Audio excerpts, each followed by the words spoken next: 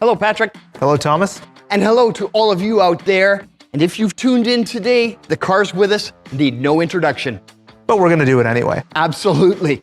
Because in 1976, a small team of engineers went into the skunk works of Wolfsburg and they dropped a high power for the day, engine into a standard Golf. They created the GTI, the father of the hot hatchback. Fast forward to today, we've got the 2022 8th generation Golf GTI. It's everything and all that. And since you're Canadian, right here, we've got the ultimate Canadian sports car. It's the Golf R. Take everything that's good about the GTI, turn it up to 10, add all-wheel drive, you've got everything you need. We're talking Golf R, we're talking Golf GTI. Let's get into it. The original had 1.6 liters and 110 horsepower. And by the time it reached Canada, we bumped it up to 1.8 liters, but dropped the horsepower to 90. Patrick, tell me things have changed in the last 4 decades. Thomas, the only thing that it really has in common is that it is a 4-cylinder engine driving the front wheels. This new generation of the EA 888 2-liter turbocharged engine now makes 241 horsepower and 273 pound-feet of torque. And of course, because it's turbocharged, that's right off idle. You've got incredible responsiveness around town. That's hooked up to either a 6-speed manual gearbox, my personal preference, or a lightning-quick 7-speed dual-clutch automatic transmission. Patrick, that's a lot of go, but when you've got that much power, you want to get it to the ground. How do we make this thing ride and how do we make it stop?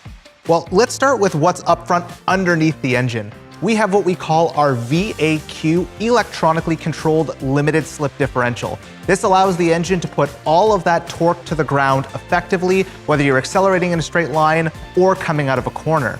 We also have these incredible 19-inch wheels, which, if selected, come with high-performance summer tires. That's pretty good.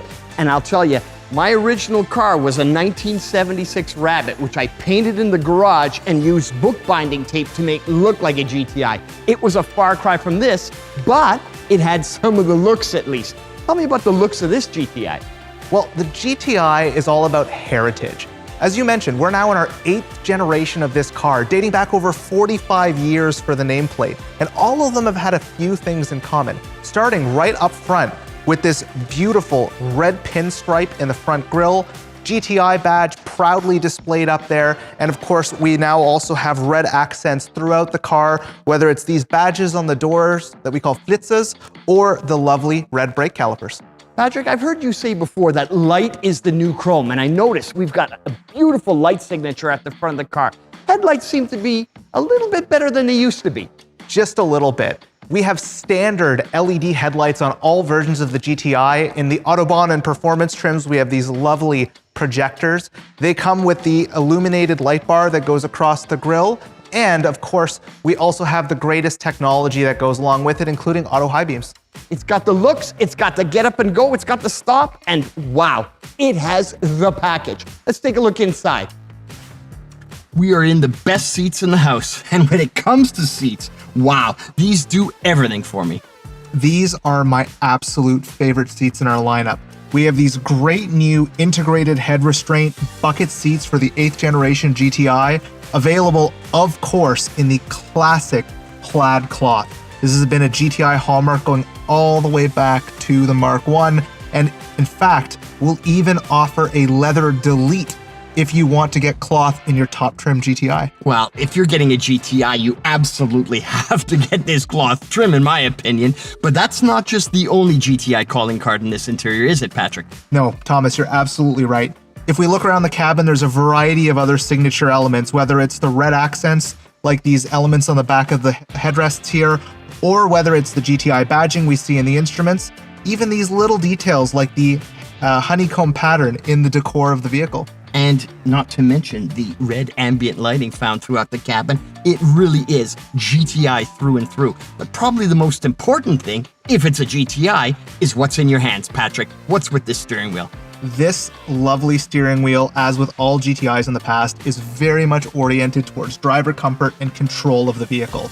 It's now thicker, it's better sculpted, it's got the classic flat bottom, but it's also got great new features. For the first time ever in a GTI, keep those hands warm in the wintertime. We have a heated steering wheel. Well, pretty important when you're living in Canada when we've got about 6 months of cold weather every year. And steering wheel, great. Seats, great. But this dashboard, Patrick, holy cow, it's right out of the future. This certainly is one of the biggest changes with the GTI. We've really brought the car into the 21st century.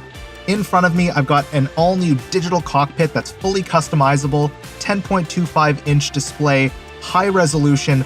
I've chosen to have a huge central rev counter here with my coolant and oil temperatures on one side, my boost pressure on the other, but this can be customized to show a variety of things, whether it's your navigation maps, even your driver assistance features. If I look up a little bit higher down the horizon, we have a new GTI First head-up display. I can see my speed limit information, even turn-by-turn navigation directions. And finally, in the center, this crisp 10-inch high-resolution display that gives us access to all of the car's great features, including wireless CarPlay and Android Auto. And there's even a CarNet wireless connectivity system that lets me unlock the car from my phone. And don't forget the available 8-speaker Harman Kardon audio system. Patrick, I like my tunes, and even though the engine on this car sounds amazing, every so often I like to pump up the jam a bit. Awesome stereo, awesome car. It really is an everyday cruiser. Why don't we take a look around back and see what we've got in terms of usability? It's got the looks, it's got the get up and go, and it certainly has the front seats, Patrick.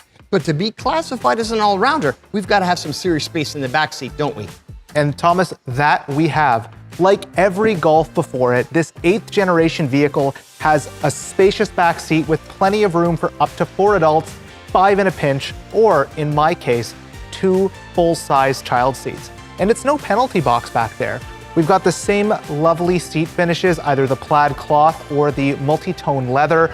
We've got an available heated rear seat option now. We've got rear climate control vents. We've got USB ports. If you need to carry longer items, we even have a 60/40 fold-down rear seat with a center pass-through if you want to carry skis or hockey sticks. Sounds like the GTI's got the back seat covered.